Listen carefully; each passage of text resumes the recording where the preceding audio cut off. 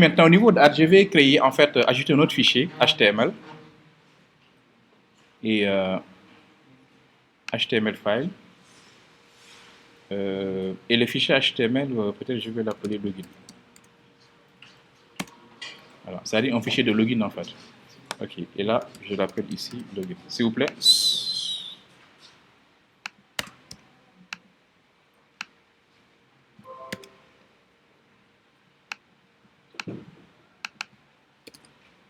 Ok. Et là, je vais créer un petit formulaire de login de connexion avec des divs.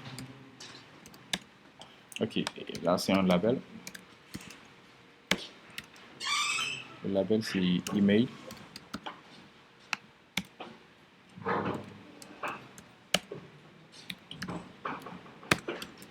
Avec info.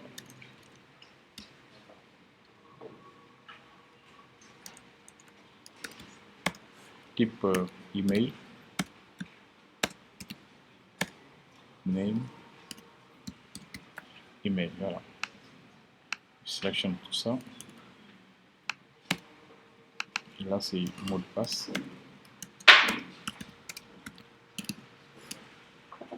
Type, c'est password. Et le name, c'est password.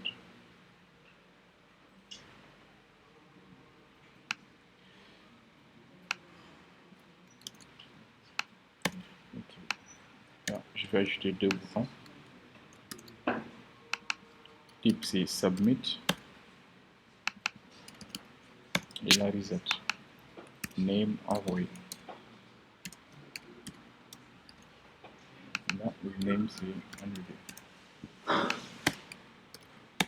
Value, envoyé.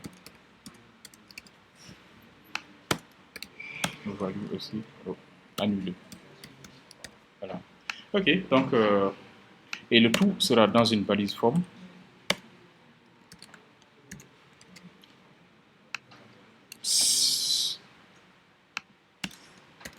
Voilà. Et cette balise forme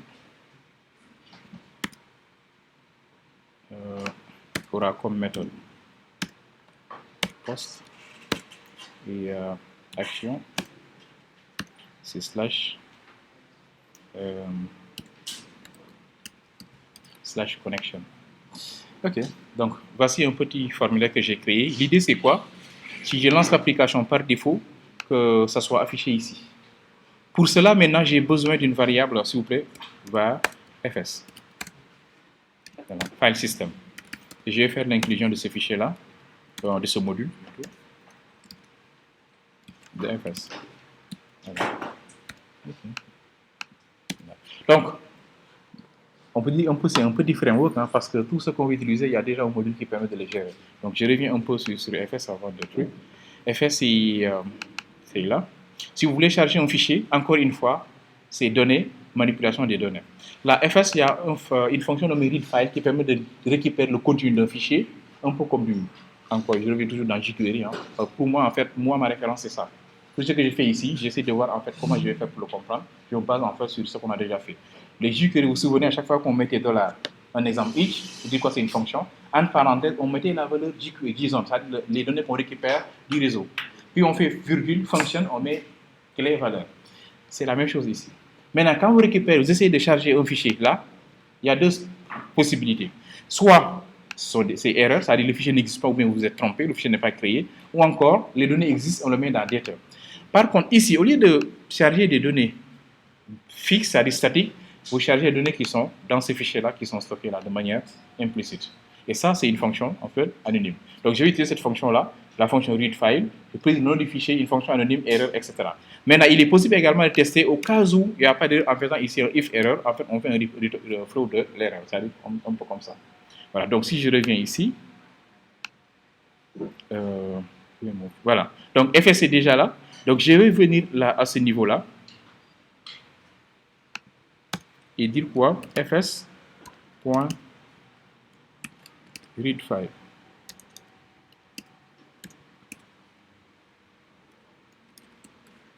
fs.readFile.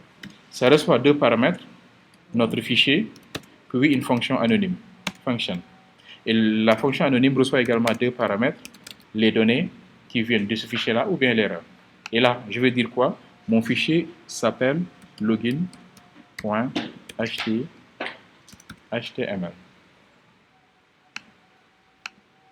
En cas d'erreur, if, en parenthèse, l'erreur, si l'erreur est vérifiée, on n'avance même pas, on va faire un throw de l'erreur.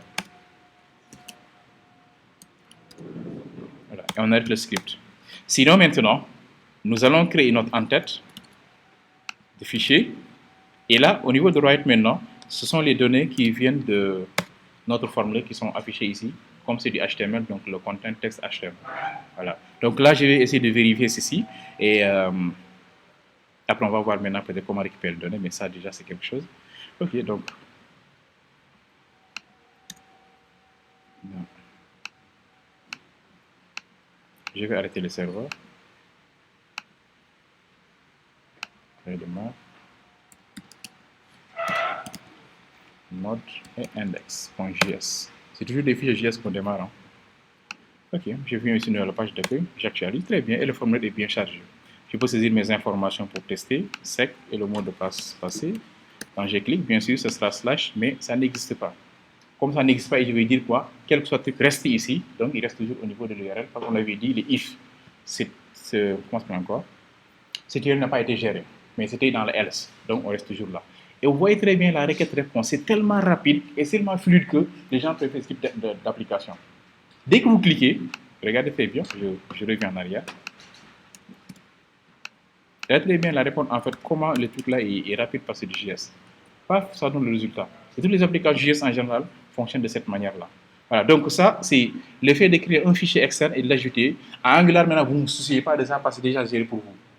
Vous, dès que vous créez le component, il y a même des commandes qui permettent de gérer. ng, gc, vous nommez component, vous mettez le nom automatiquement. Tous les 4 fichiers sont créés et vous commencez à travailler. Ok, donc ça c'est quelque chose. Par contre, imaginons que là, bah, je vais essayer quelque chose. Je vous montre en fait un truc. Je vais arrêter le serveur. Et mon formulaire, je vais faire ceci. Comme ça vous permettre, si on avait édité, ce qu'on allait faire. Oh.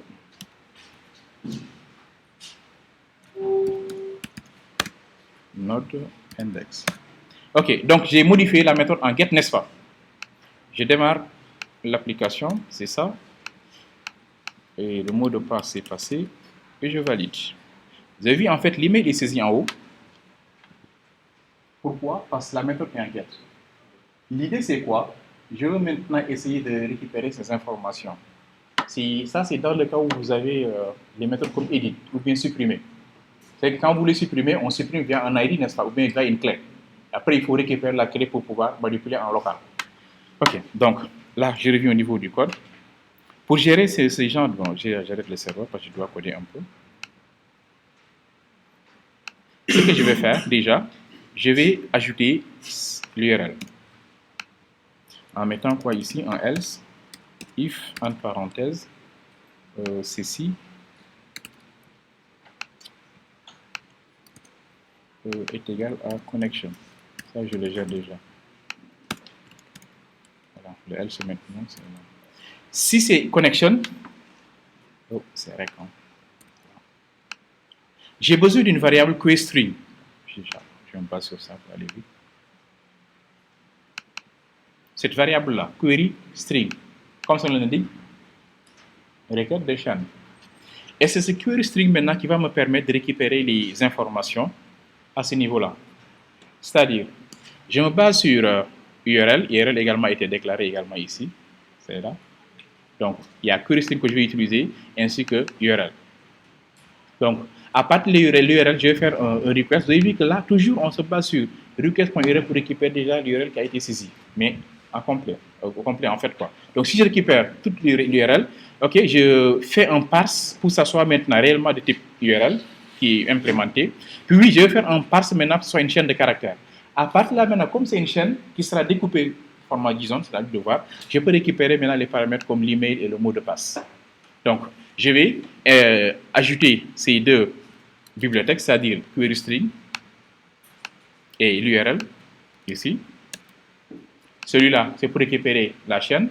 Celui-là également, c'est pour transformer maintenant la chaîne de caractères en URL. Je reviens ici. Je récupère mes deux trucs. Okay. Si c'est vérifié, je serai là. Ok. Mais là, je vais faire ceci. Bon, ça, je l'enlève. Ok, bon, de temps en temps, maintenant, vous pouvez faire des consoles. Ça, c'est pour l'afficher ici au niveau du terminal, hein, si vous voulez. Mais là, on va essayer de tout afficher au niveau du URL, en fait.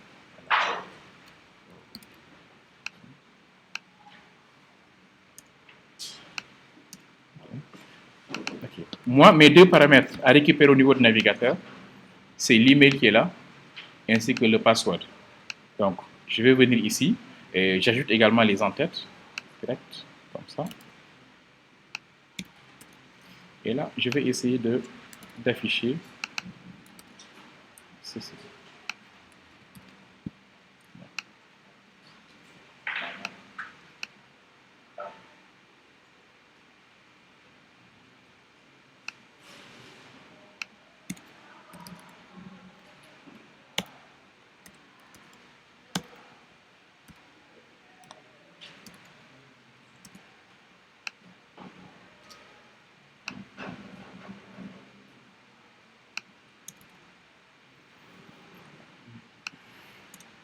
Voilà. Suivez un peu. Là, je dis quoi? J'ai défini en fait ici deux variables query string pour les requêtes, ainsi que pour l'URL. Et là, si jamais on sait des informations, qu'on envoie les informations au niveau de l'URL, mais en fait, c'est une requête accompagnée de paramètres. D'où ce paramètre-là. Maintenant, ces paramètres sont récupérés grâce à query string, qui va transformer l'URL qui a été récupéré de type query en string. À partir de là, maintenant, il peut récupérer les deux paramètres que je vais ajouter après, à savoir l'email ainsi que le mot de passe. Mais là, moi, ce que je veux tester, c'est l'affichage de l'email. Je vais arrêter le serveur, je redémarre, vous allez voir. Et ça, c'est hyper utilisé. Hein. Si vous voulez modifier, supprimer, charger un formulaire ou bien éditer, c'est comme ça qu'on le fait. Ou même, en fait, afficher des informations en détail de produit. Là, maintenant, après, je peux créer une requête SQL ici, si l'email est récupéré, récupérer les informations en détail de cet utilisateur-là, et vous faites les traitements que vous voulez. Bon, après, maintenant, il y a pas mal de traitements qu'on peut faire. Ok, donc, c'est mode. Je démarre encore index. Ok, j'enlève tout ça. Voilà, et j'ai mon formulaire. Là, je vais tester sec.sec.fr.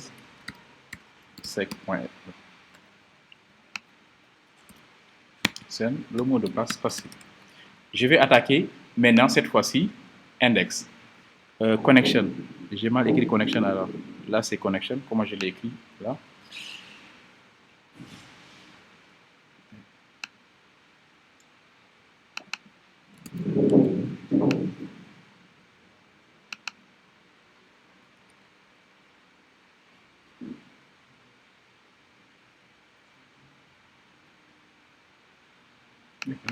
Je vais essayer de l'arrêter, de redémarrer.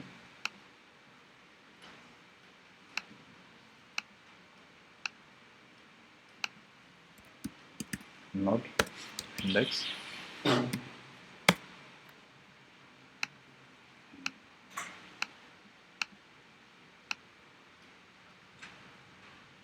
Il s'agit sec seulement.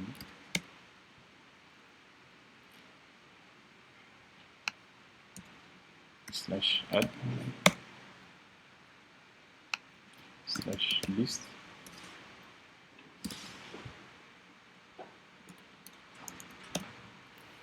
Et slash connection. Il y a un cache alors.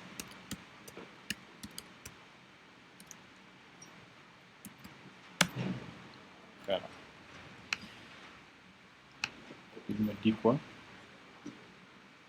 From first argument. Voilà, c'est bon. Là maintenant, connexion marche. Je retape la commande. Il me dit qu'il ne voit pas le paramètre. Maintenant, point d'interrogation, email égal à sec prouvant. Voilà.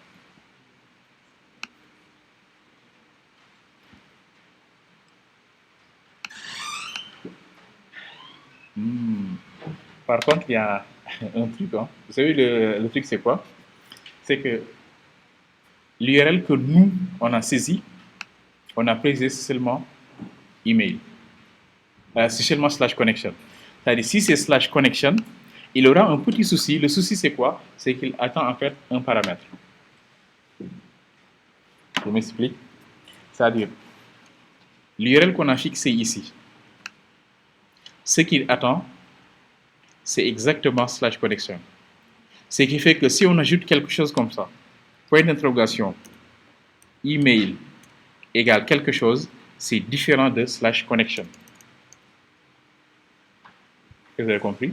Ce qui fait que moi, peut-être, si je veux récupérer ce genre de truc, ce que je peux faire, c'est de récupérer ces éléments et d'essayer de l'implémenter peut-être à ce niveau-là. Voilà. D'où un peu la complexité d'utiliser de manière native le formulaire. Mais quand même, on peut le gérer. Hein. Maintenant, ce qu'on peut dire, c'est quoi? C'est qu'au niveau du load, on peut vérifier juste en fait.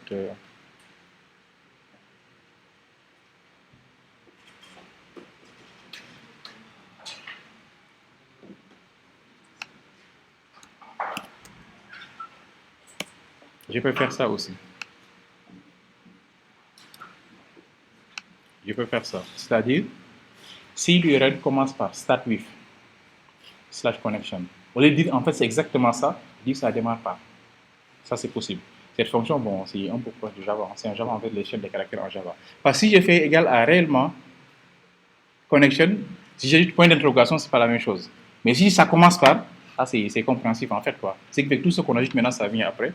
Je vais tester ça. Ok. Je redémarre le serveur.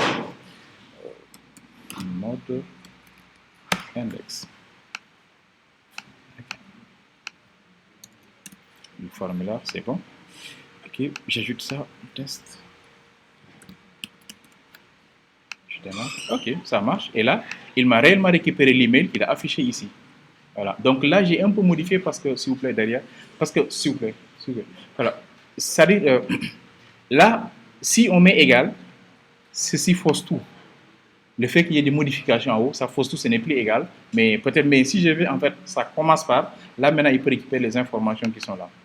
C'est vrai qu'avec ceci maintenant, ici, en local, c'est vrai que j'ai affiché l'email. Je peux même en fait essayer d'afficher aussi le mot de passe. Mais quand même, l'idée, c'est pas du tout ça. L'idée, c'est après, c'est à vous de voir ce que vous allez faire avec vos variables là.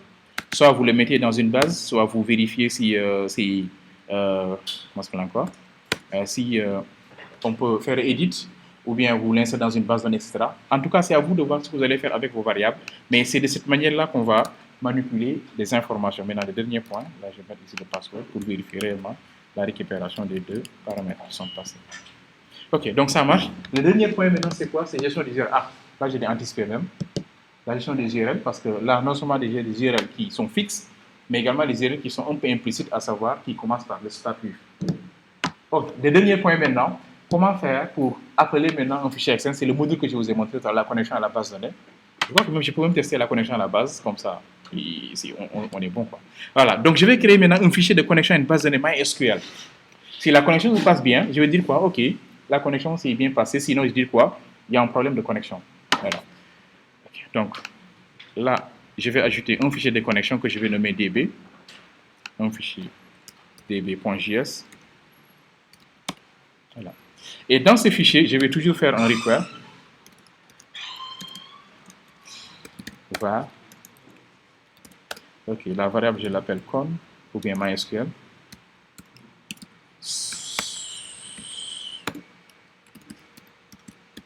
Okay. Ah, non. Require. Je vais appeler MySQL. Voilà. C'est créé. Je vais utiliser cette variable maintenant pour ouvrir la connexion à la base. MySQL.create. La fonction c'est quoi encore? Connect DOM.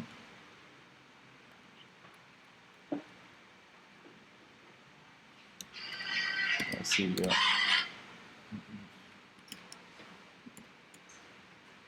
je crois que c'est connection. Connect. Ça je vérifie. Dans mon fichier DB.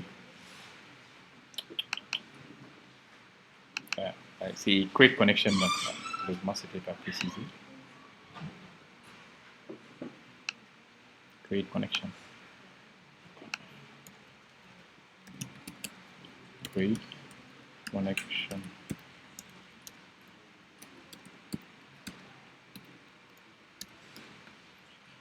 Ok, et là, je vais l'exécuter dans une variable comme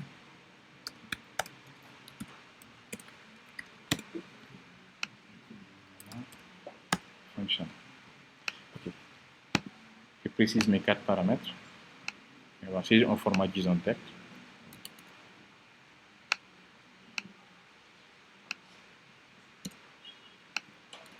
Okay. Localhost user et nom de la base de données, je vais l'appeler node MySQL. MySQL test. Voilà, c'est le nom de la base. Et là, maintenant, je vais faire export cette variable. Quand j'exporte la base maintenant, je vais l'appeler db. Et ça va recevoir la variable con. Voilà. Donc là, j'ai ouvert la connexion à la base et je vais essayer de l'exporter pour l'utiliser dans notre fichier. Et cet autre fichier, c'est quoi? C'est ici. C'est-à-dire, je veux, peut-être après récupération des données, ici, au niveau de rec, que je puisse faire des tests à ce niveau-là. Okay? Donc là, je reviens, je crois que c'est OK, il n'y a pas de souci. Voilà. Donc, ici, je vais faire un require maintenant de mon fichier DB au niveau de index. Le fichier est déjà créé, je veux maintenant l'exploiter dans notre fichier. Donc, ce sera var, je l'appelle database. Qui parle là?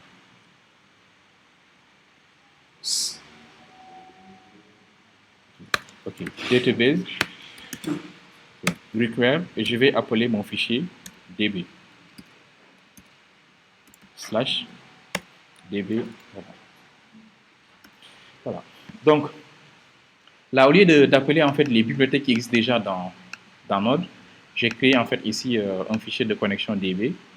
Et là, je peux dire quoi? If, en parenthèse, database. On va montrer DB. Peut-être si c'est différent de nul, je peux tester à nul. Si c'est ça, ce response-là, je commente. Je vais faire quoi? Response.write.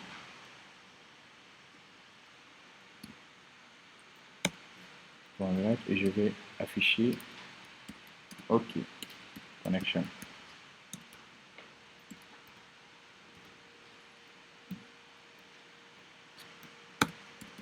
Et bien connection OK. Else, bien sûr, avec le else maintenant déjà avant même qu'il soit un non OK, automatiquement il va arrêter le serveur, ça c'est sûr. Les points virgule là ne sont pas obligatoires. Non OK. OK, je vais tester ça. Donc là, j'ai essayé d'ouvrir la connexion à la base de données, bien sûr. Là, ça ne marche pas parce que cette base de données n'existe pas. Je vais aussi démarrer mon exemple. Voilà. Déjà, la base n'existe pas, donc la connexion ne sera pas OK, c'est sûr. Okay. J'espère que j'ai bien écrit create connection. MySQL create connection.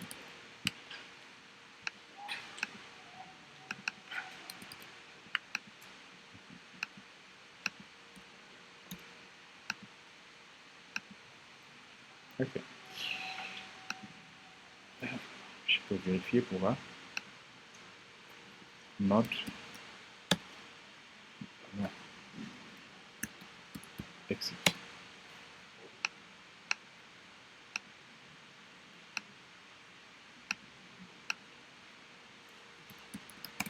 Number index. Okay. Le fichier DB, c'est normal.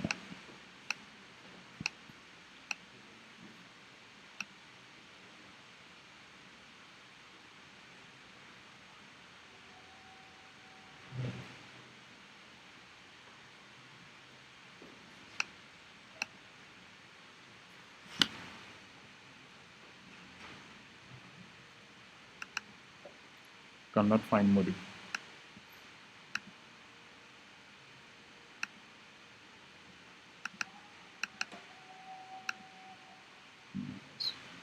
mal écrit ou bien?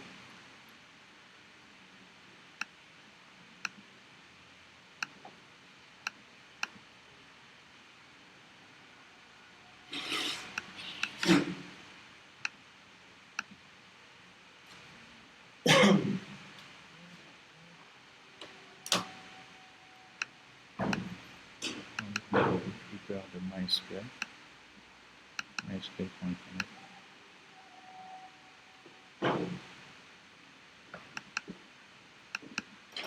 Ok, je vais marquer là.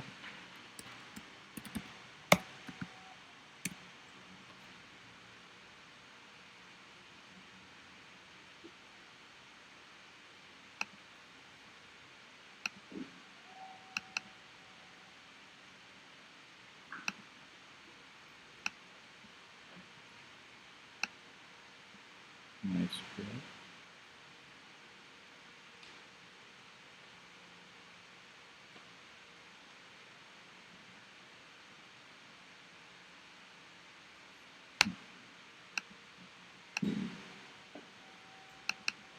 Récupère MySQL.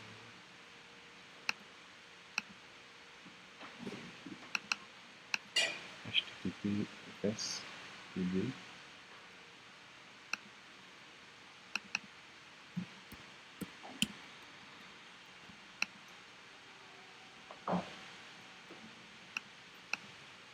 Ok, MySQL.query.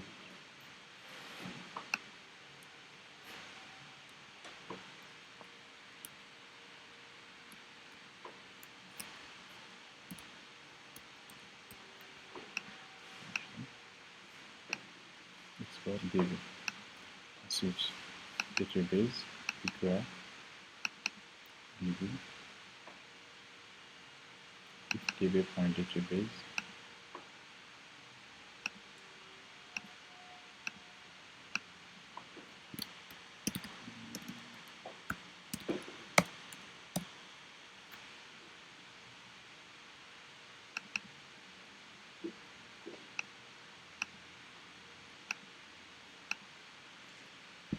Comment on ouvre MySQL là?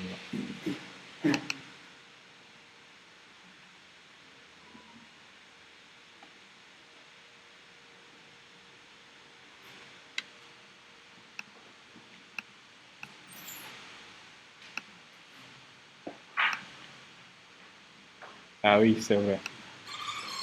Ouais, ouais, ouais. En fait, je dois ajouter le fichier là à mode ligne de commande pour que ça soit importé en fait, quoi. MySQL n'est pas disponible par défaut, c'est disponible là. Je peux faire copier-coller quand même, mais l'idéal est de l'ajouter en fait, quoi. Il faut que je tape un node pour ajouter en fait le truc de MySQL en fait. C'est pour ça qu'ici il me dit quoi? Ouais. Ouais. À ce niveau, il me dit qu'il ne voit pas le module MySQL, donc il faut que je me connecte. C'est moins 6. Donc j'arrête la vidéo, je lance la connexion, j'ajoute le module MySQL d'abord avant de continuer. Bon, au moins j'arrête la vidéo.